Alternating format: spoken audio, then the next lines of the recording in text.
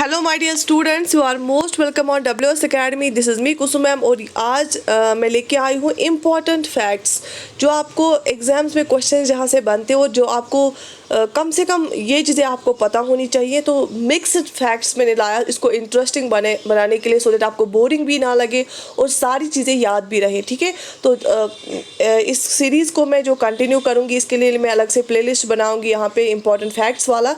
आप वहाँ पे भी चेक कर सकते हैं, ये सेव रहेगा वहीं पे। तो चलिए स्टार्ट करते हैं without wasting any time. And yes, right in the comment section about आपको कैसा लगा। ठीक है, तो चलिए स्टार्ट करते हैं। सबसे पहला फैक्ट जो आपको याद रखना है आज के इस लेक्चर का, वो है 7 सिस्टर स्टेट्स ऑफ इंडिया। आप सबको पता होना चाहिए हम 7 सिस्टर स्टेट्स किसको बोलते हैं, 7 बहनें, उनको किन को बोलते हैं। आप सब ने देखा होगा इंडियन मैप पे ये वाला ऐसे नेक वाला ऐसे ऐसे एक थोड़ा सा रीजन नॉर्थ ईस्टर्न साइड से, यहाँ की जो 7 स्टेट्स हैं इनको हम 7 सिस्टर्स बोलते हैं। आपने ये भी देखा होगा ज़्यादातर इसमें ट्राइब्स रहती हैं, ट्राइबल एरिया है इसमें ज़्यादा। इनका कुजीन, इनका क्लोथिंग सेंस, इनका जो है खाना, इनका जो है फेस्टिवल्स, इनका रिचुअल्स, इनका बिल्कुल ही डिफरेंट है than other part of India. Main India इनसे अलग है totally. This region has a lot of diversity, क्योंकि इसमें अलग अलग ट्राइब्स रहती हैं जो अलग, जिनको जो है पूजा करने का, वर्शिप करने का तरीका अलग है, जिनका क्लोथिंग का जो है सेंस अलग है, खान पान का तरीका अलग है। तो गर्ल्स 7 स्टेट्स हैं इस साइड में, उनको हम 7 सिस्टर स्टेट्स बोलते हैं, 7 सिस्टर स्टेट्स ऑफ इंडिया। आज हम देखेंगे वो कौन कौन सी है और उनकी कैपिटल क्या क्या है। सबसे पहले है अरुणाचल प्रदेश, उसके बाद है असम, नागालैंड, मणिपुर, मेघालय, त्रिपुरा, मिजोरम। आप मैप पे देख भी सकते हो, आप देख सकते हो ये सारी नॉर्थ ईस्टर्न स्टेट्स हैं, ये नॉर्थ ईस्ट में आती हैं। तो फिर से मैं एक बार पढ़ाऊँगी कि यहाँ पे ये है अरुणाचल प्रदेश है, असम है, नागालैंड है, मणिपुर है, मेघालय, त्रिपुरा एंड मिजोरम है। ये 7 सिस्टर स्टेट्स ऑफ इंडिया इनको बोला जाता है। और इनकी कैपिटल्स क्या क्या है। अरुणाचल प्रदेश की है ईटानगर, असम की है दिसपुर, नागालैंड की कोहिमा, मणिपुर की इम्फाल, मेघालय की शिलोंग, त्रिपुरा की अगरतला, मिजोरम की ऐज़वाल। ये आपको याद रखना है। इनकी हेल्प से, ये याद रखने से आपको ये वाला फैक्ट अगर आप याद रखोगे, बहुत सारे क्वेश्चन आप एग्जाम में सॉल्व कर सकते हो इस नॉलेज से।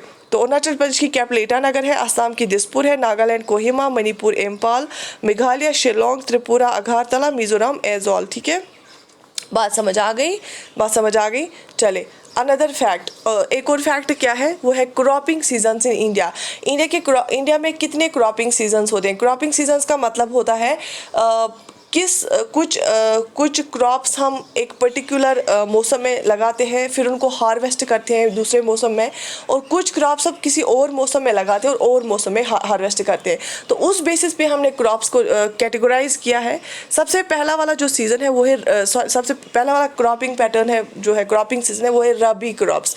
रबी क्रॉप्स जो है इनको हम सो करते हैं, इनको हम लगाते हैं, बीज को बोते हैं कब, अक्टूबर, नवंबर, दिसंबर, इन 3 महीनों में इनको हम लगाते हैं बीज को। ठीक है, विंटर सीजन में हम उनको लगाते हैं। पूरे विंटर सीजन में ये ज़मीन के अंदर रहते हैं, फिर जर्मिनेट करते हैं और ग्रो करते हैं, और फिर जो ही स्प्रिंग आता है या जो स्टार्टिंग समर, इनको हम हार्वेस्ट करते हैं। तो इनका जो सोइंग सीजन होता है दैट्स अक्टूबर टू दिसंबर, और इनका जो हार्वेस्ट पीरियड होता है दैट्स अप्रैल टू जून। ठीक है, एग्जाम्पल क्या है रबी क्रॉप्स की, बहुत ही इंपॉर्टेंट है, फेमस एग्जाम्पल्स है वीट, बार्ली, पीज, ग्राम, मस्टर्ड। ठीक है, आपको पता है सरसों का तेल जहाँ से हम निकालते हैं ना, मस्टर्ड, सरसों भी हम लगाते हैं पहले ही स्टार्टिंग विंटर। फिर जब ये इसको हार्वेस्ट करने का टाइम आता है वो हम अराउंड जो है मई करते हैं। ठीक है, क्योंकि जून में फिर हम पैडी लगाते हैं, खरीफ क्रॉप। ठीक है, तो रबी क्रॉप जो ही हम हार्वेस्ट करते हैं उसके बाद हम पैडी क्रॉप लगाते हैं, उसके बाद हम खरीफ क्रॉप लगाते हैं। तो रबी क्रॉप की जो एग्जांपल है that's wheat, barley, peas, gram, mustard. ठीक है, ये एज अ रबी क्रॉप किस एरिया में यूज़ होता है, Punjab, Haryana, Jammu and Kashmir, Himachal Pradesh, Uttarakhand and Uttar Pradesh, north India में ये एज अ रबी क्रॉप हम इस्तेमाल करते हैं। इनको हम जो है सो करते हैं अक्टूबर टू दिसंबर, और हार्वेस्ट किया जाता है इनको अप्रैल और जून में। उसके बाद दूसरा कैटेगरी है खरीफ क्रॉप। खरीफ क्रॉप को हम जो बीज बोते हैं वो जून टू जुलाई, मतलब समर में बोते हैं उनको, और हार्वेस्ट हम उनको करते हैं जो है ऑटम सीजन में या स्टार्टिंग विंटर में, सितंबर टू अक्टूबर। ऑटम में ही हम इनको हार्वेस्ट करते हैं। एग्जाम्पल क्या है खरीफ क्रॉप की? मेजर एग्जाम्पल्स राइस है, जैसे मैंने बोला कि जो ही हम मस्टर्ड को ज़मीन से वापस निकालते हैं, हार्वेस्ट करते हैं रबी क्रॉप को, उसके बाद हम पैडी लगाते हैं, वो स्मॉल सीडलिंग्स लगाते हैं एंडिंग में, स्टार्टिंग जून। खरीफ क्रॉप समर में हम लगाते हैं और फिर सितंबर अक्टूबर में उसको हार्वेस्ट करते हैं। तो राइस है, मेज़ है, जवार है, उड़ है, कॉटन है, ग्राउंडनट है, सोयाबीन है। ये जो है मेजर एग्जांपल्स है खरीफ क्रॉप की। और किन स्टेट्स में एज ए खरीफ क्रॉप उनको बो किया जाता है? Assam, West Bengal, coastal regions of Odisha, Andhra Pradesh, Telangana, Tamil Nadu, Kerala and Maharashtra. आपको पता होगा जो कॉटन है ज़्यादातर महाराष्ट्र, गुजरात एरिया से हम जो है कल्टिवेट करते हैं। वेस्ट बंगाल में राइस बहुत निकलता है, ठीक है। तो पैडी भी क्या है? ये राइस भी जो है ये खरीफ क्रॉप, इनमें एज अ खरीफ क्रॉप ये हम लगाते हैं इन एरियाज में, ठीक है। उसके बाद है Z crop. Z crop usually होते हैं शॉर्ट सीजन क्रॉप्स होते हैं। ये हम लगाते भी हैं और हार्वेस्ट भी करते हैं कुछ ही महीनों में।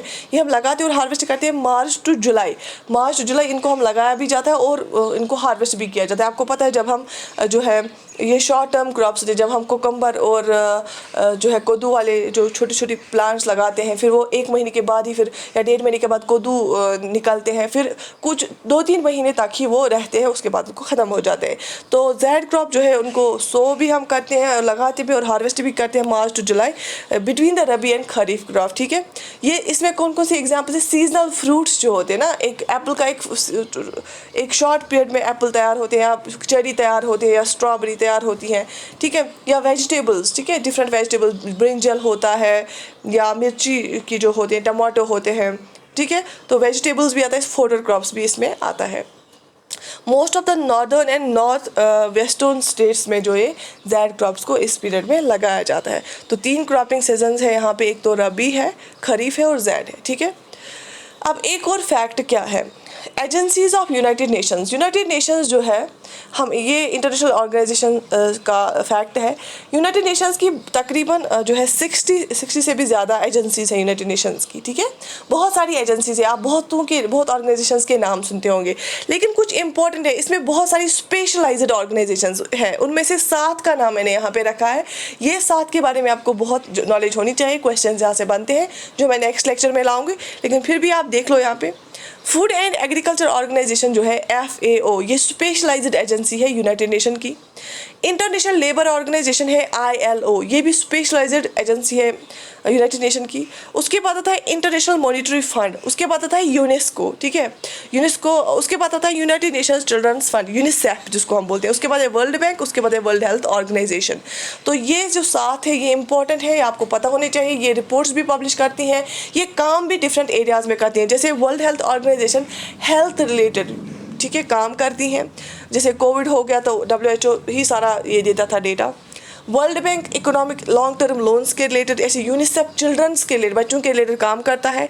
यूनेस्को एजुकेशन और कल्चर के रिलेटेड, और ऐसे IMF भी इकोनॉमिक रिलेटेड है। इंटरनेशनल लेबर ऑर्गेनाइजेशन लेबर के रिलेटेड काम करता है। Food and Agriculture Organization hunger food वूड इसके रिलेटेड काम करता है और वही वाले रिपोर्ट्स भी पब्लिश करता है। तो ये जो 7 स्पेशलाइज्ड एजेंसीज है यूनाइटेड नेशंस की, इनके बारे में आपको पता होना चाहिए।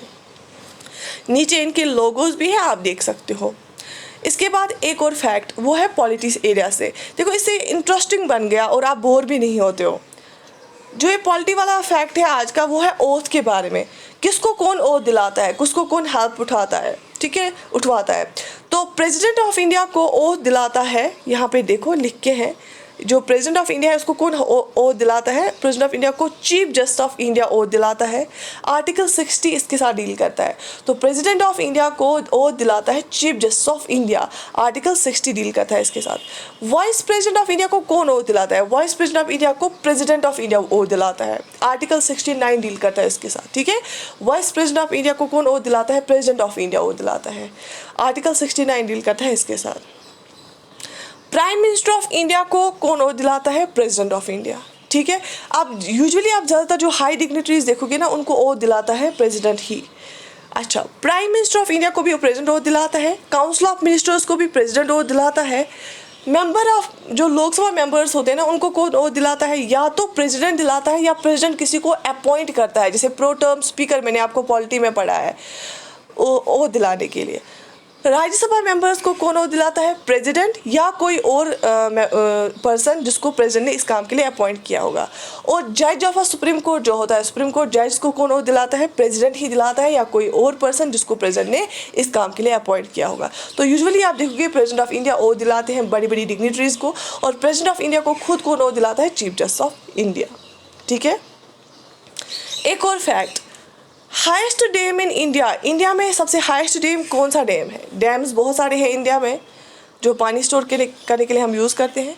तो highest dam in India is tehri dam. Tehri dam है हाईएस्ट डैम इन इंडिया।